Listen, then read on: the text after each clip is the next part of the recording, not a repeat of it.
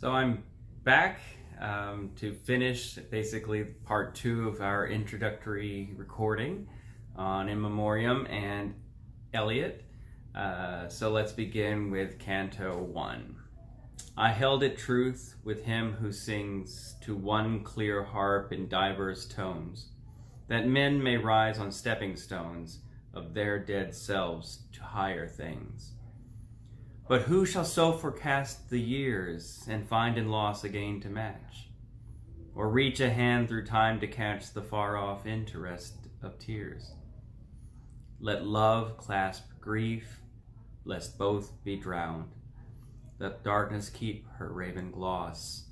Ah, sweeter to be drunk with loss, to dance with death, to beat the ground, than that the victor hours should scorn the long result of love, and boast, behold the man that loved and lost, but all he was is overworn. The first stanza of Canto 1 is a reference to Goethe. So this question of whether can we turn death into a matter of progress, right?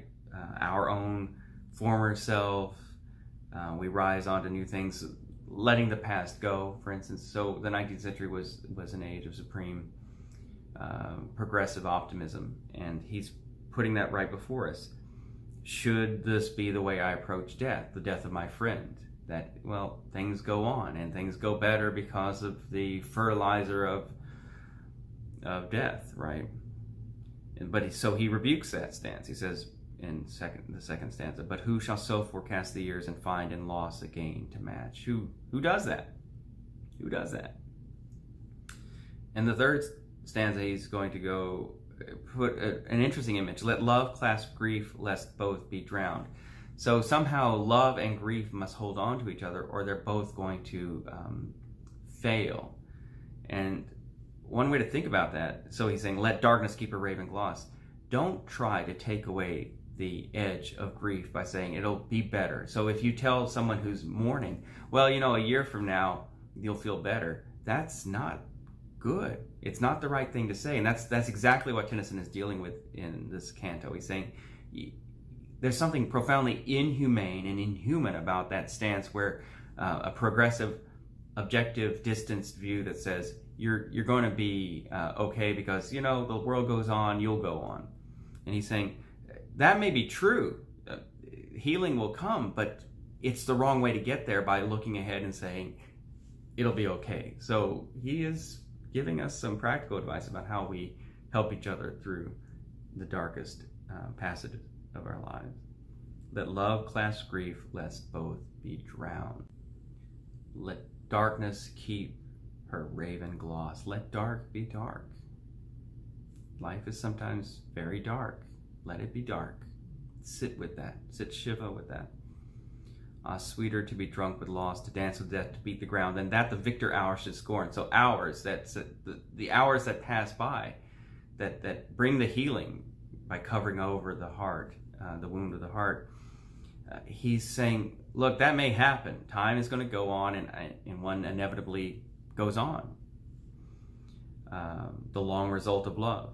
But I do not want to give this ineluctable process of time the grounds to boast over me and say, behold the man that loved and lost, but all he was, that is the lover, the one who loved with all his heart and felt that loss as the loss it was, dark, without in its own way consolation. That's the thing of there is in grief an eternity and an infinity. That's a mystery. One goes on. One does go on, but there's still something infinite about the loss, and that's something he's pointing to here. All he was is overworn. You got worn out, and so he's saying if you get through your grief by betraying love, by saying it's not really so bad, you'll be okay in the end, he's saying that is wrong, and I think he's right. Canto 2 is an address to the yew tree, which is a compact symbol.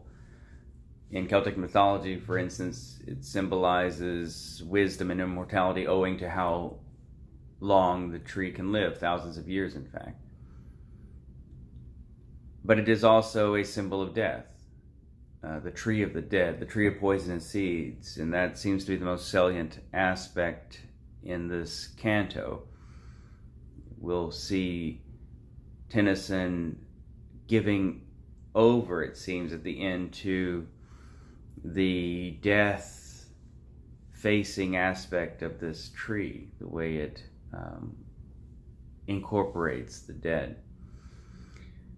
But I don't think we can separate that from the aspect of immortality, and somehow the immortal in the you is what is making everything seem so hopeless, that the tragedies of our lives don't seem to have full import here.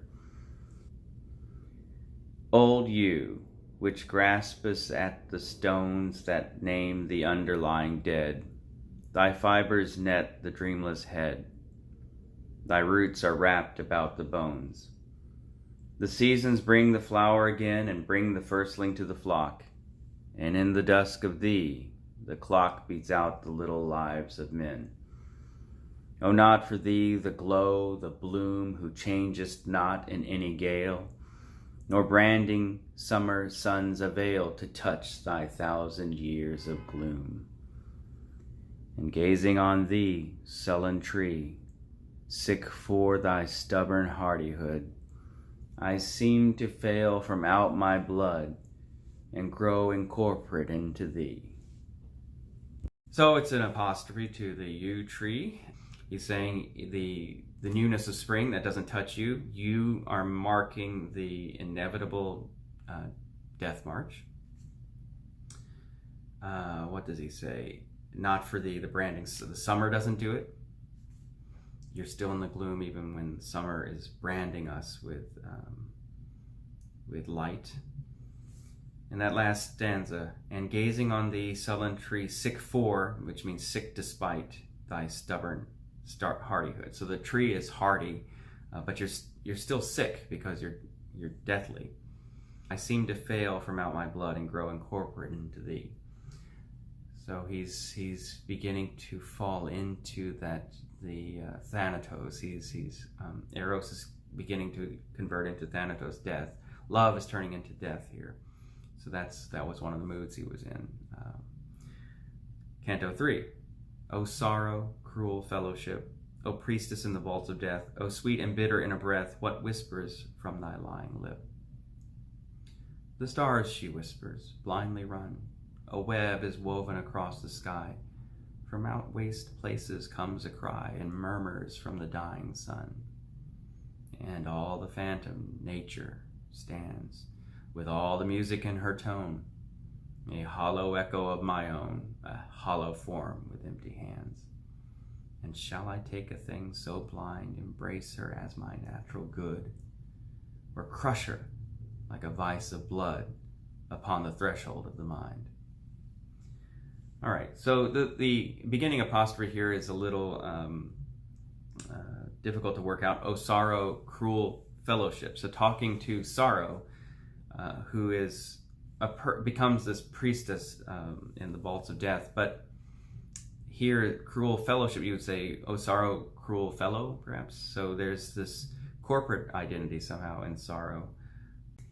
And this priestess is saying some things. She whispers, the stars, they blindly run. A web is woven across the sky. From out waste places comes a cry, murmurs from the dying sun. So sorrow is pointing out that nature is filled with death. It's a universe of death. That's how things progress. Progress is built on the passing away of mass extinction, the giving over of one form to the next higher form. And that's what he says in the third stanza, and all the phantom nature stands. So in a way, if you think about the Cartesian image, what we described that anthropology of the mind in as a kind of ghost in the machine. Well, in fact, the whole machine of the cosmos, this machine that the engineers have been able to master, the machine itself has become a ghost, and all the phantom nature stands with all the music in her tone, a hollow echo of my own, of sorrow. it's all sorrow. There's just sorrow everywhere if you hear it. The music of the spheres here is a dirge. But now I'm thinking, is it just sorrow that is telling this lie about nature? So is this a canto in which Tennyson is trying to get back to his confidence in a progressivist nature? Is it his grief that is saying that nature is just this it's so death-dealing that in fact it's a ghost itself? Is he trying to say to himself, I will affirm the great project of the 19th century in the face of the death that I have endured here, this friendship that has meant so much to me? We'll see as this poem progresses. His response to sorrow's whispers, the line whisper, and shall I take a thing so blind, nature, blind, progressive, evolutionistic nature, embrace her as my natural good, or crush her like a vice of blood upon the threshold of the mind? And that's like a vice of blood is quite a turn of phrase. It's powerful. I think of the image of a tick crawling into one's room like a vice of blood. Crush her like a vice of blood upon the threshold of the mind. This mechanistic nature, this ghost, the machine that's become a ghost, is trying to insinuate itself into my mind. Should I crush this nature that is being presented, this image of nature that sorrow is presenting to me, like a vice of blood, like a as if it were this roiling domination that desires to rule all, this vice of blood that is insinuating itself into my mind? We'll see as this goes on. But I'm going to leave off In Memoriam at this point and go on to a quick traversal of the Preludes by T.S. Eliot. And so I've magically changed the board for that purpose. Let's look at the Preludes, which belongs to this early volume of Eliot's Proof, Rock, and Other Observations from 1917. But these poems were largely written earlier. T.S. Eliot was born in 1888, a few years before Tennyson's death, and he died in 1965. A note about background noise: my 6 children are engaged in a boisterous Dungeons and Dragons campaign, so you'll hear them occasionally. This world that Tennyson was grappling with, this emergent modernity, will be something that Eliot has to grapple with. This nature that sorrow has turned into a phantom is being transformed into the great metropolises that we know, and that was something that Eliot would deal with in his poetry.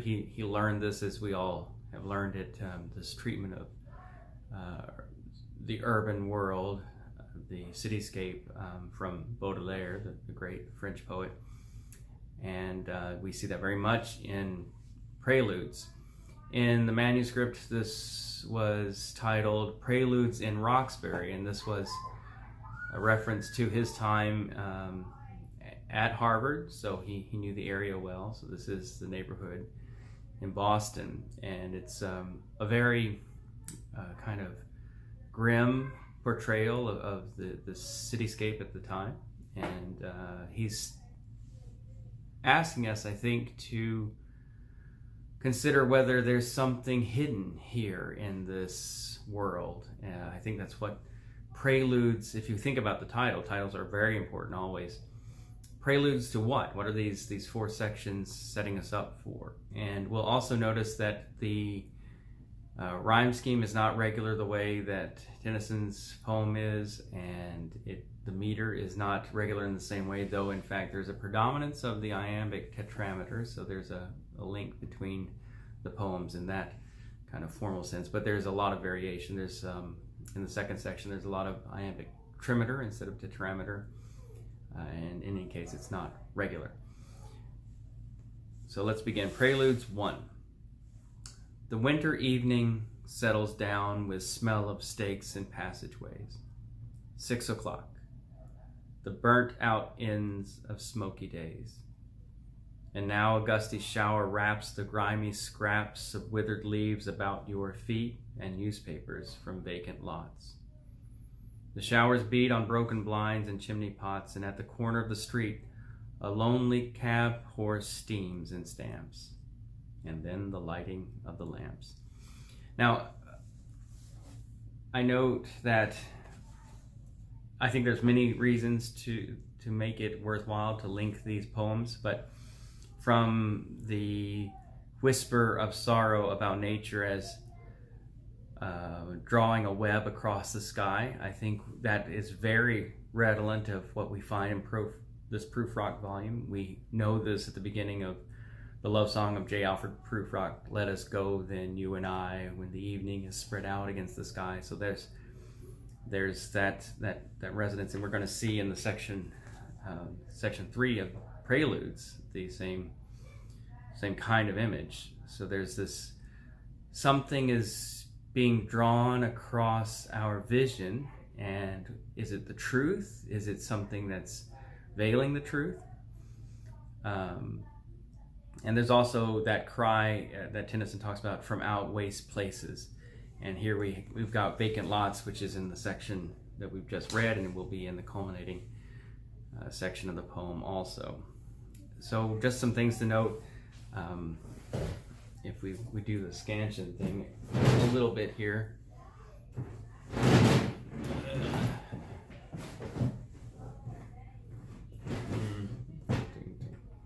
Working from a mirror. The winter evening settles down. Just so you know, the marks, the breve or the brev is this, that's little smiley bottom face, and then the ictus is that stroke here, with smell of steaks in passageways. So it begins iambic tetrameter, as we have throughout in Memoriam. 6 o'clock, or 6 o'clock. It can either be stress, unstressed, stress, or stress. It doesn't really matter. And it's abrupt, and it's something that it is meant to be jarring. You've got this very regular start, and then you've got something very much out of character, as it were. So you're put on notice. We've got these, again, kind of grimy, well, that's the word he uses, grimy scraps of withered leaves about your feet. And now that your, is it you or is it one's feet? So we'll have to see how personal is this. It's pretty objective that this is, you're looking at a lot of, you're looking at some images, and you've got some smells of Roxbury, right? So let's look at section 2. The morning comes to consciousness of faint, stale smells of beer from the sawdust trampled street with all its muddy feet that press to early coffee stands. With the other masquerades, the time resumes. One thinks of all the hands that are raising dingy shades in 1,000 furnished rooms. I think that's a very effective image that he's got there. One thinks, so that there's that kind of distancing there. One thinks, but it's you and I who are going to think this. One thinks of all the hands. This great poet is making us think. Think of all the hands that are raising dingy shades in 1,000 furnished rooms. It's very immediate. It's very pointed, but it's also universal. So it's magic. It's that magic that Eliot is really great at. One thinks of all the hands that are raising dingy shades. It's concrete in 1,000 furnished rooms. You can't actually visualize 1,000 furnished rooms, but there we are. So the section makes it more internal, personal, subjective. The morning comes to consciousness, except it's not a person. It's the morning comes to consciousness. It's waking up. The world is waking up. A faint stale smells of beer. So these are the denizens of the world who are waking up kind of from a hangover. And the the dealing with the alcohol on the floor, the sawdust that was meant to soak it up, and then the feet that are going to work, right, to getting to the coffee to get on with the day. With the other masquerades, that time resumes. If you know the love song of J. Alfred Prufrock, which I'm sure we'll deal with in this series eventually, we're in that same thought process. And that if we think about how young Eliot was when he wrote this and Prufrock about the same time, he was 22 or so. It's remarkable. He wrote these first two sections in Cambridge at Harvard, and then it took him a while in 1911 to write the next section, which he did in Paris. So he's going to move on. The 3 and 4, the last two sections, and basically number 3 is dealing with morning, dawn, and the final section is dealing with evening. So again, we think, what are these 4 sections, or these images in the sections? Prelude 2, section 3. You tossed a blanket from the bed, you lay upon your back and waited. You dozed and watched the night revealing the 1,000 sordid images of which your soul was constituted. They flickered against the ceiling. And when all the world came back and the light crept up between the shutters and you heard the sparrows in the gutters, you had such a vision of the street as the street hardly understands. Sitting along the bed's edge where you curled the papers from your hair, or clasped the yellow soles of feet in the palms of both soiled hands. Now, we're not in the street anymore. We're inside a room. There's this person who's waking up, and now you, and it's pointed enough. We have to think about ourselves. You tossed a blanket from the bed. We're put by the poet into the scene, and we're made to recall the times when we're half awake and we're half asleep, and the dream images are flitting across the mind's eye. And he's saying, look at the 1,000 sordid images of which your soul is constituted. So we thought that griminess and that dinginess maybe was outside us in the street, or the blinds that we haven't cleaned, but now that sordidness is inside. So somehow this urbanity, which isn't so urbane, has got to be dealt with as something within us. And of course, this was not long after Freud's book on the interpretation of dreams. And so this is in the air. We have to deal with somehow understanding the world that we've created in terms of the world within us. And when all the world came back and the light crept up between the shutters of dawn, as we saw dawn in the previous section, right? The drunken awakening from the drunkenness. Here is a different kind of awakening. And the light crept up between the shutters, and you heard the sparrows in the gutters. Classic Eliot rhyme there, shutters and gutters. And here's one of those epiphanies. And this is an epiphanic moment. Eliot has them, and we need to pay attention to them when he has them. So if this is a set of preludes, maybe this is one of the main events that is being heralded. You had such a vision of the street. So as the sun is rising and the birds are singing, you had such a vision of the street as the street hardly understands. So it's somehow us who look upon this world we've made, that landscape, that cityscape that can be so foreign to us, and we can see something perhaps mystical. There may be a new kind of modern, urban, dark night mysticism that is being alluded to here. And Eliot goes, though, right, he doesn't follow that up. He just puts us back into the mundane, sitting along the bed's edge where you curled the papers from your hair. So it's very interesting that he puts all of us in the position here of a woman who's taking the papers from her hair, or clasped the yellow soles of feet in the palms of both soiled hands.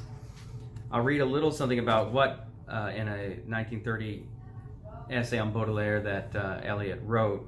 He said, "It is not merely in the use of imagery of common life, not merely in the use of imagery of the sordid life of a great metropolis, but in the elevation of such imagery to the first intensity, presenting it as it is, and yet making it represent much more than itself. That Baudelaire has created a mode of release and expression for other men. So the imagism of the city, which the city is obviously a great repository of images, the intensity of urban life, but also the possibility that even though we can often lose ourselves in various forms of alienation, and the city has its own forms of that, and sometimes intense forms of that, we might be able to find a kind of transcendence. And Baudelaire tried to show that for us, and I think Eliot's doing the same. And this is why I think he said, when writing of this poem, while they are probably not those of my early poems which showed the most promise, I think they are the most satisfactory to myself. He feels as he's on to something important here. So section 4, the conclusion. And it's going to start with something that sounds just like the first lines of Proof Rock. His soul stretched tight across the skies that fade behind a city block, or trampled by insistent feet at 4 and 5 and 6 o'clock, and short square fingers stuffing pipes, and evening newspapers, and eyes assured of certain certainties, the conscience of a blackened street impatient to assume the world. I am moved by fancies that are curled around these images and cling. The notion of some infinitely gentle, infinitely suffering thing. Wipe your hand across your mouth and laugh. The worlds revolve like ancient women gathering fuel in vacant lots. And I think this is worth it.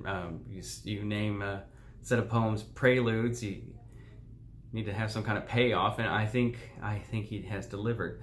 So the transition here, you got the first section is fairly objective. There's a thrown in your feet, but it's kind of in general that's our feet. Section 2, the morning's coming to consciousness, and people are getting to work. They need the coffee to deal with the alcohol. And then we've got the 1,000 dingy shades being raised. So we're getting to the people behind the cityscape.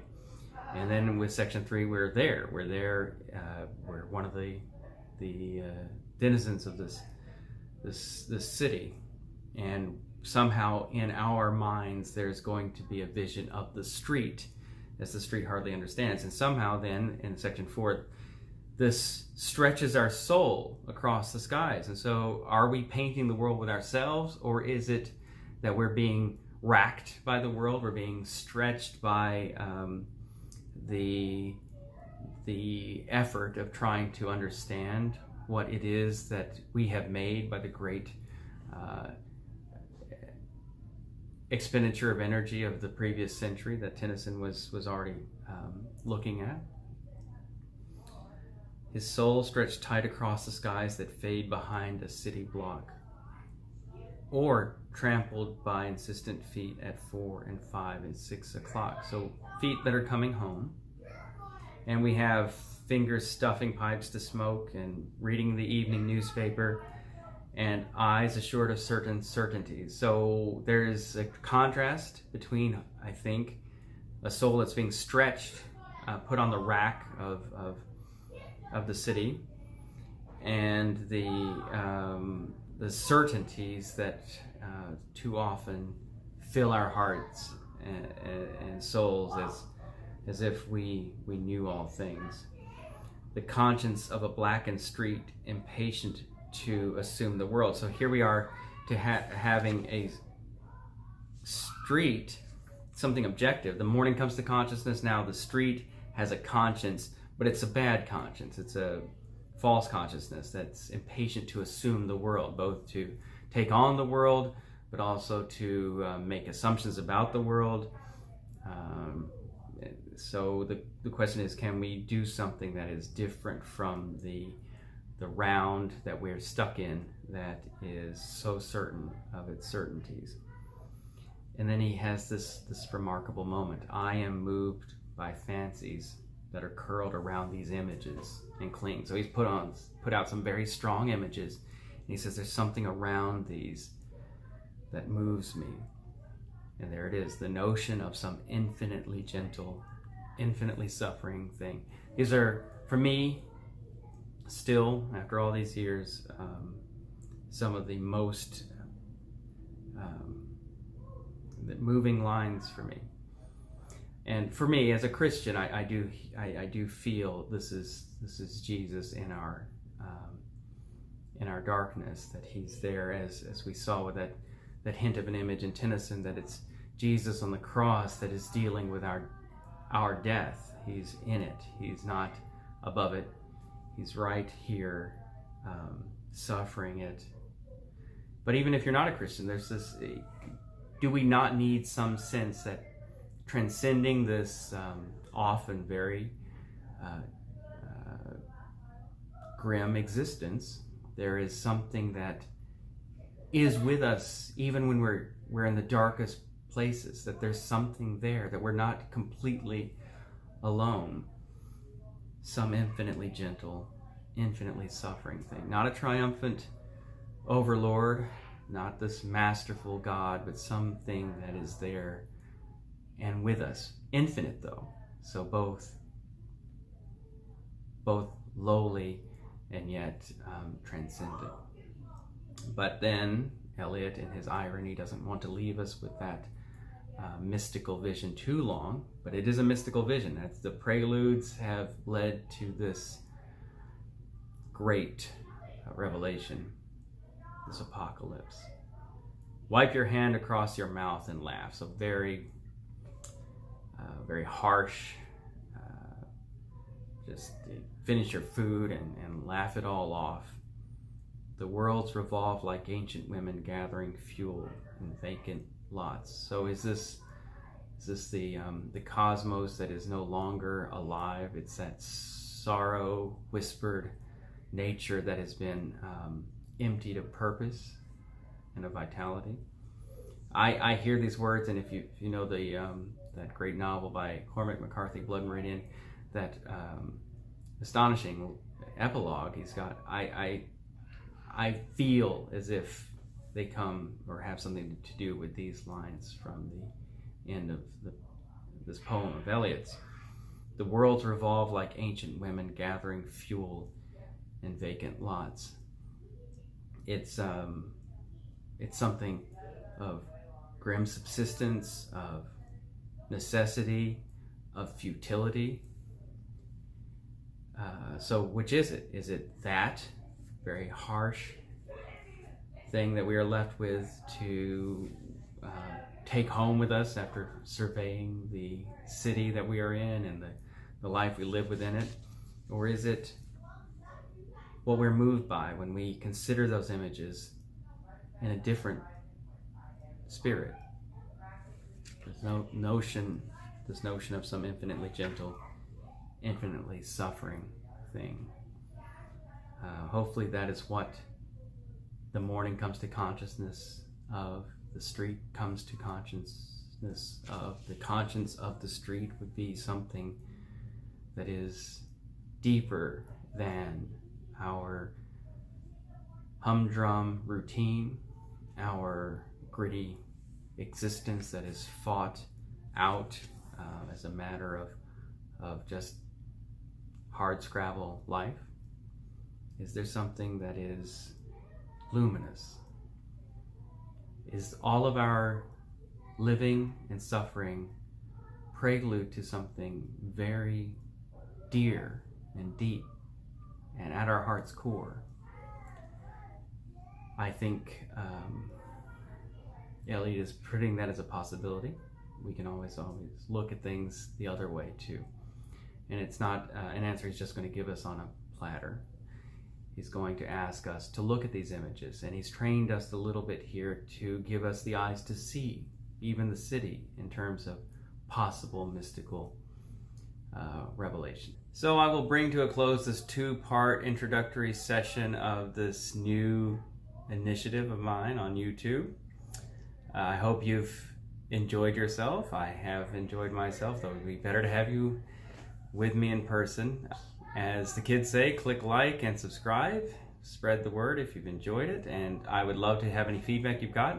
Certainly comments I will try to